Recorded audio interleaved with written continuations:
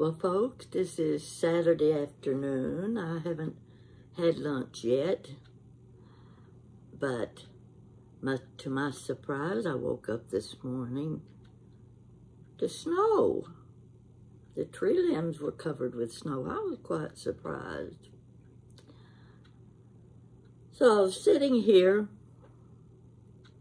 picked up one of my old notebooks. I've got notebooks like this right here that I keep. When I take a trip, I try to record some of the information about my trip, because if I don't, I can't remember the names of places or the people or certain things, you know, and these are things you want to remember because they're good for storytelling, if nothing else. So I picked this book up. Now, I'm going to read some of it to you. And I may be jumping back and forth with it, so you just bear with me. But you know already that in 3 weeks from today, I'm going to be on program at Cumberland Falls State Park telling a little story. And when I picked up this notebook, it related to the story I'm going to tell there, but not the same story. This one goes way back in history. In fact, when I wrote the notes, the date was February 16th, 1999. That was 25 years ago today. I thought, well, how unusual that I opened up to this page on this date. Now, this is the first thing I said. Woke up to sunshine this morning. Then I go on. I entered a few pieces of data on my family tree on computer. All right. Had last night leftovers for supper. While eating, the phone rang. Now remember, this is 25 years ago. The phone rang. Thought it was another tele-advertising call, but much to my surprise, it was Diane. Well, I don't know her last name. It's hard to pronounce. With Lifetime TV production. Now, some of you may not remember when this was a daily afternoon show on television. She was calling in regard to the letter that my friend and new cousin in California and I had sent about the Carmack reunion we were considering at Berea, Kentucky. And when I say Carmack reunion, I'm talking about my mother's side of the family, my great-grandfather. This is about his family. Things that we were learning. My friend in California was also a descendant of the Carmacks. Now let's see. I go on to say, looks like we'll really have to get our head together on this one. I called Lisa in California now. Kentucky. I was in Tennessee. She was in California. And she was excited about the idea of having possible TV coverage for our reunion. Now, this was a cousin's reunion. And the reason it was a cousin's reunion was because of my research. I kept going back and getting return information, and it was always a new cousin, a new cousin, a new cousin. My goodness gracious, how many were there from one family? And in this case, my great-great-grandfather had 13 children. Those 13 children are the ones I'm talking about today. The youngest of the 13 was my great-grandfather, Enoch Carmack. Now, I don't want to say any more because I'll probably repeat myself here. It says, anyway, we had our Carmack cousins reunion, and of course, I was in charge of handling everything from start to finish. Yeah, that's me. It turned out that Lifetime TV Productions was tied up with other assignments the week of our reunion, April 19th, 1999. They couldn't come. Wow, what a relief that was to me, because I was getting scared. I was jumping into something I didn't know what I was doing. But anyway, we decided to go on with this cousins reunion. It's a one-of-a-kind thing that developed from computers. We were making contact with cousins all over the United States by way of computer. We didn't know any of them, but they were interested. Now, my sister and my niece went with me to Berea, Kentucky to find a good location for the reunion. I consulted with Lisa in California, and we decided Berea was the best general location since it's centered in the region where our ancestors had lived, fought, and died in the Civil War. Lisa and I decided this reunion should focus on descendants of Levi Carmack, born 1791, and his wife Elizabeth Betty Peters, who happened to be a Daniel Boone descendant. The couple had 13 children. Okay. The last of which was my great-grandfather, Enoch Carmack. Enoch disappeared in 1863 during the Civil War. Okay, Boone Tavern, well known all over the United States as a wonderful place for tourists to stop on their travels north and south and eat at their restaurant. The Tavern is acclaimed for serving the best spoon bread in the country. Students attending Berea College work as waiters there, and all of the students have to work to go to the college.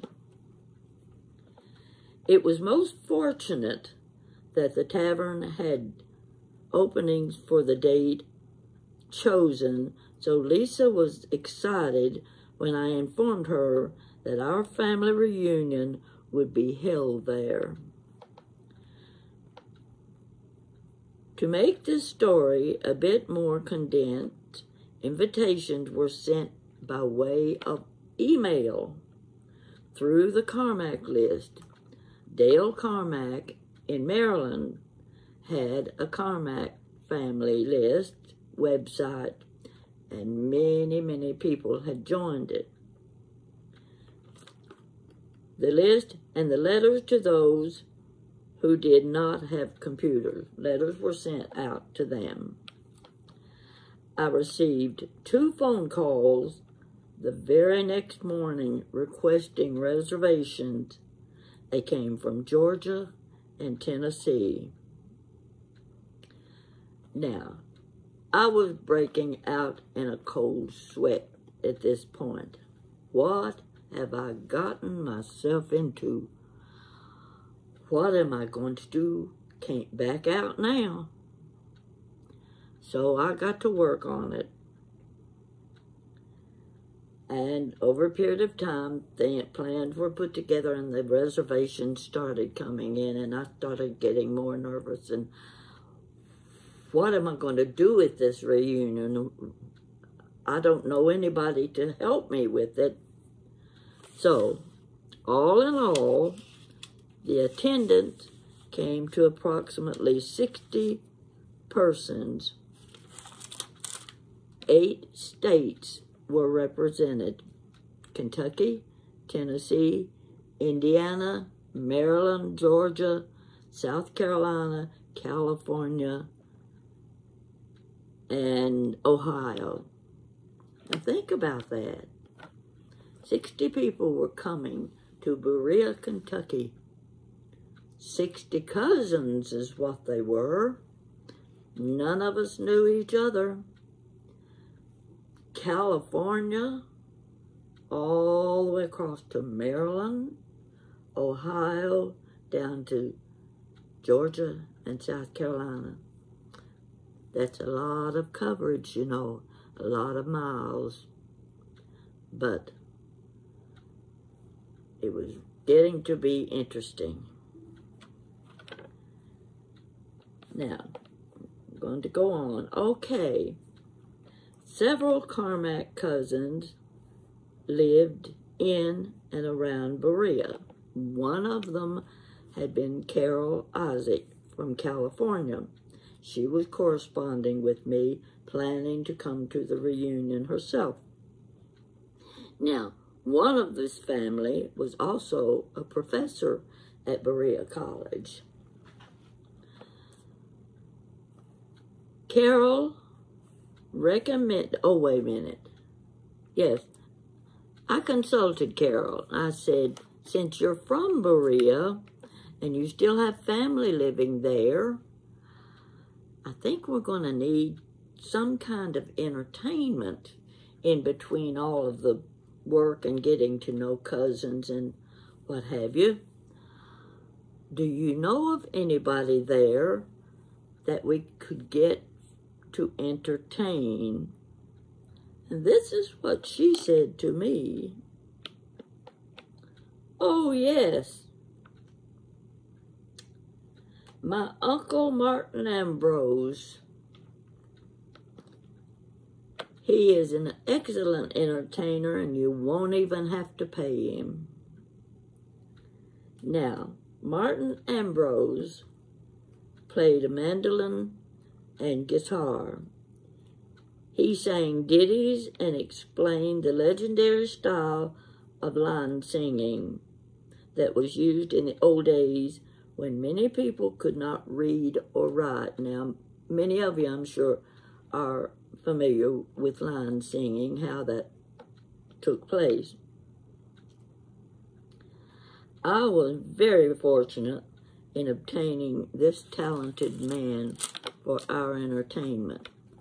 A cousin came up to me. He was from Middlesboro, Kentucky, and he said, I want you to know this was the best entertainment I have ever seen. That certainly made the reunion a success to me.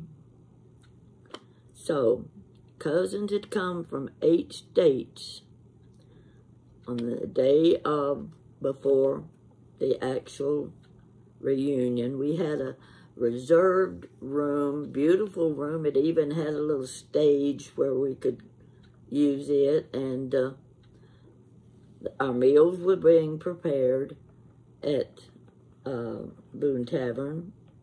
It was just going to be a light luncheon. So, I had a cousin from South Carolina. She came carrying bags of pecans. Now, folks, I'm talking about she was in pecan territory, and it was the month or week that they were having a big sale on their their candied pecans, they all different kinds, and praline, nothing better than a praline, and she could get them at a big discount because they were getting ready for the new season. She came carrying those pecans in. I couldn't believe it. And she had other snacks. So I had made punch.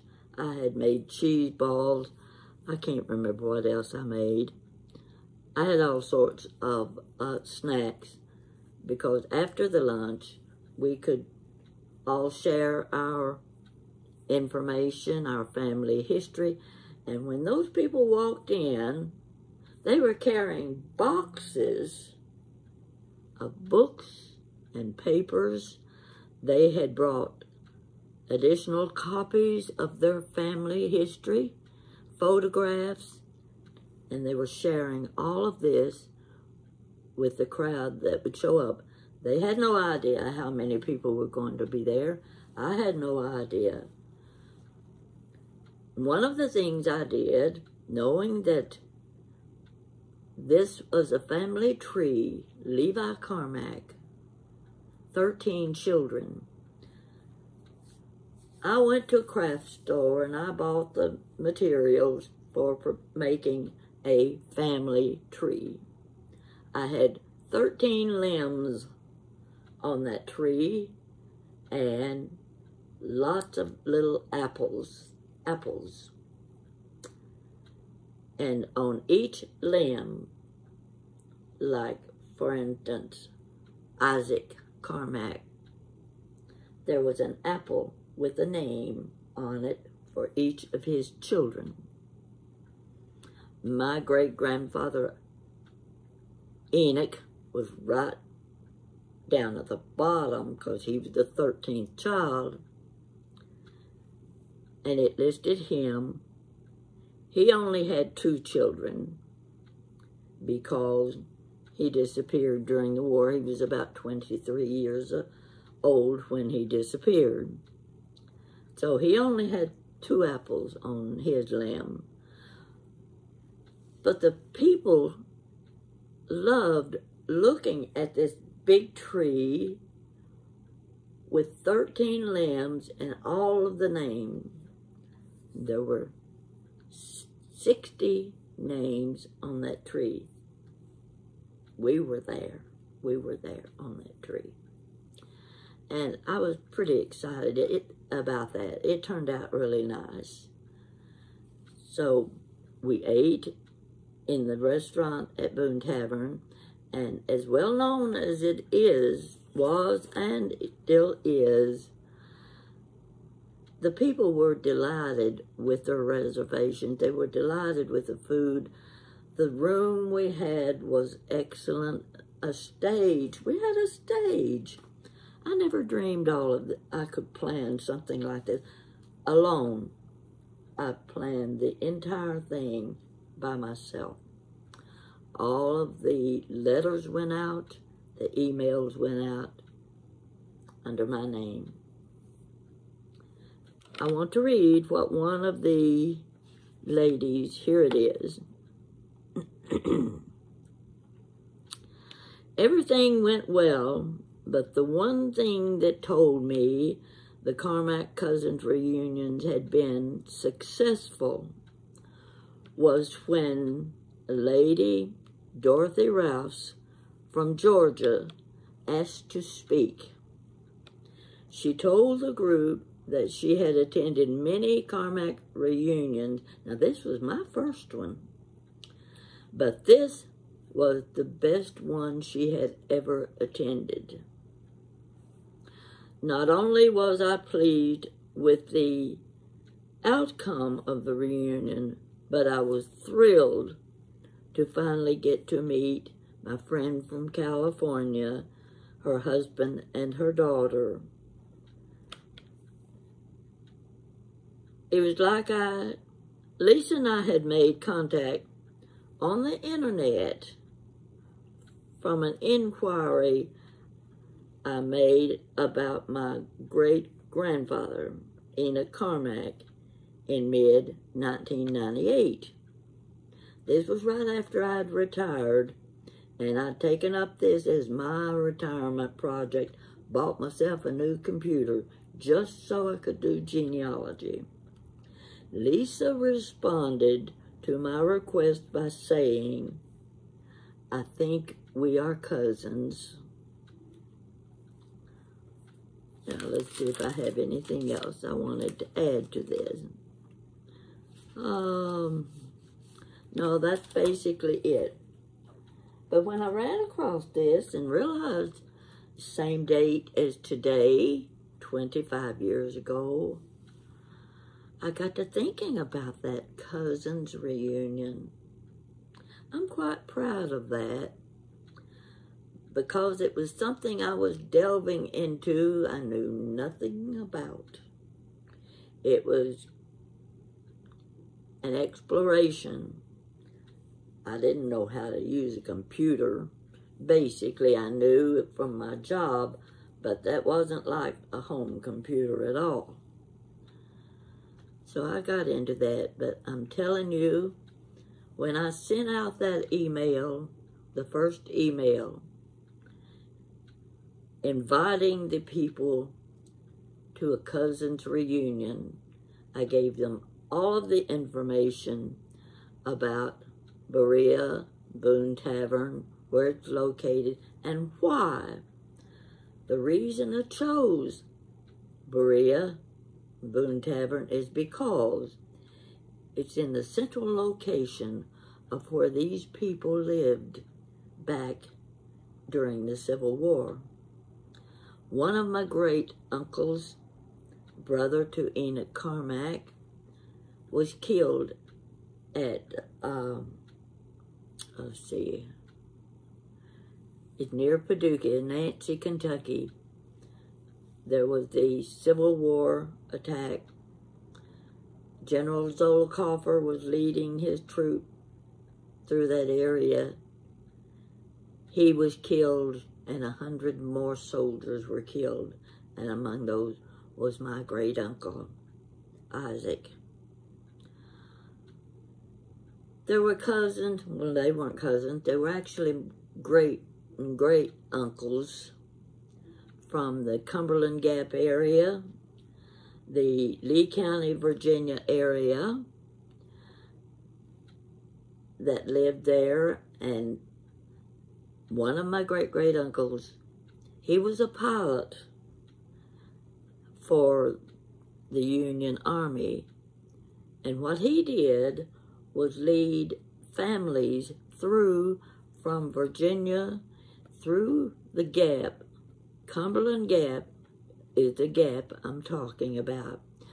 Those people were led through there to the state of Kentucky into safety during the night, and the gap was so narrow that they had to go through single file. So these are the people that were coming. Their descendants were coming to a cousin's reunion. It was pretty exciting to me to think that we could gather that many people throughout the United States interested in coming all the way from California and Maryland and South Carolina, Ohio and Indiana. I couldn't have been more pleased. So this was the reason for choosing Berea, because it's the most central location for the places the people lived. Some were in Owsley County, Kentucky. Some were there in Paducah, not Paducah, but Somerset, Kentucky. They were all around the area, Cumberland Gap, Lee County, Virginia. It wasn't so far for them to drive. But I received so many compliments over the accomplishment of pulling this many cousins together, dating back from the mid-1800s. So I thought you might appreciate that little story. There's a lot more to it, and I met so many wonderful people, and I just couldn't believe when they came carrying all these boxes of books and papers and photographs, and I was handed a stack full of stuff to take home with me. I received a lot of compliments. I don't know what I did with my family tree. I think I left it sitting on a table at Boone Tavern. But for those of you who are not familiar with Boone Tavern, it's still a very popular place. The school is one of the top schools in the country because the students have to hold down a job. I remember one of my nieces went to college at Berea, and she had a job in the Dean of Women's office. Now, I think she worked 2 hours a day after her classes, and she made like 8 cents an hour. Now, you can laugh at that, but that's how much she got, 8 cents an hour. And I thought it was rather humorous when she told me about the Christmas gift she received from the Dean of Women. Her boss was a pair of leather gloves. And I said, you know, those leather gloves cost more than your entire salary for the year. And she laughed and she said, yes, they did. But holding down a job, and a lot of the students worked in the kitchen. They were making that spoon bread, and I'm telling you, I have to agree. Of course, I haven't eaten spoon bread anywhere else, so I can't make comparisons. But if you ever get the chance to eat spoon bread, put lots of butter on it. Oh, it'll make a meal in itself. And if you get a chance to stay at Boone Tavern or visit the college, be sure you go through the shops. The handmade furniture is gorgeous. I've always said, if I ever started a new house, new furniture, it would all be furnished with the furniture made at Berea College. Beautiful stuff.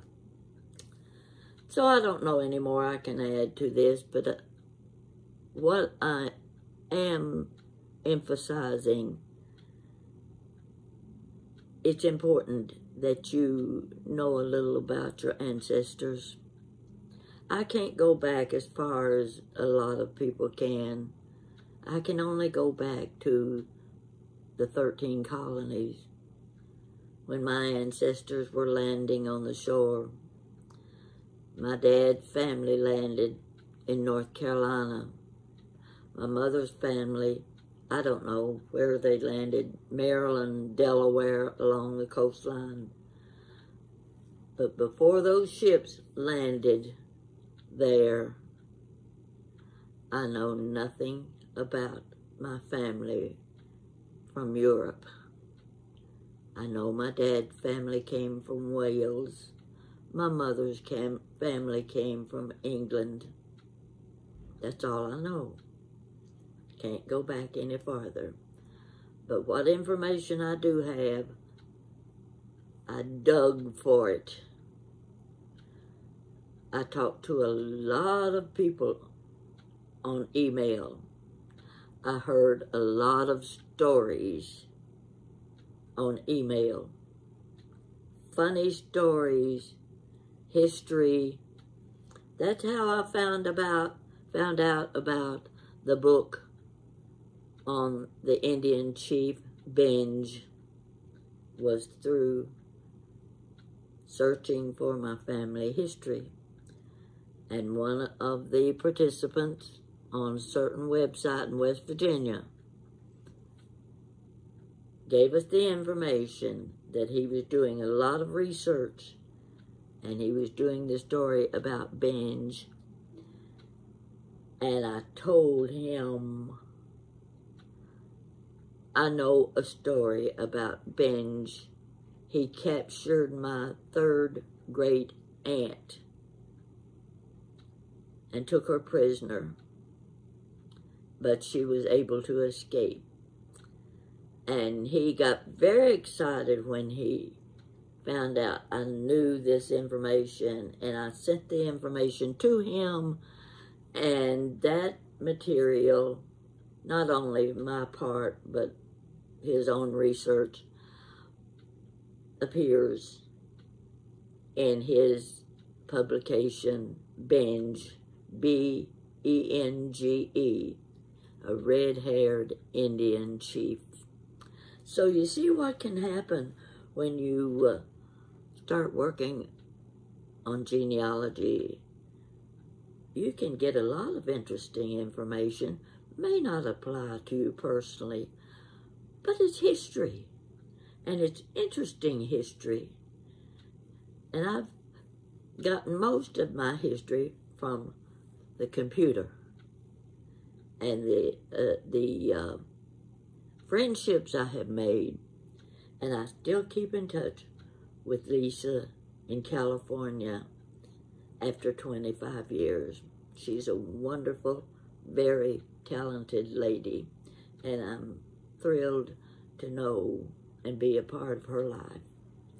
So, Lisa, if you're watching this, I hope you've got something to add to it too. Sure would like to hear from you. So thank you, and people, keep your families in mind.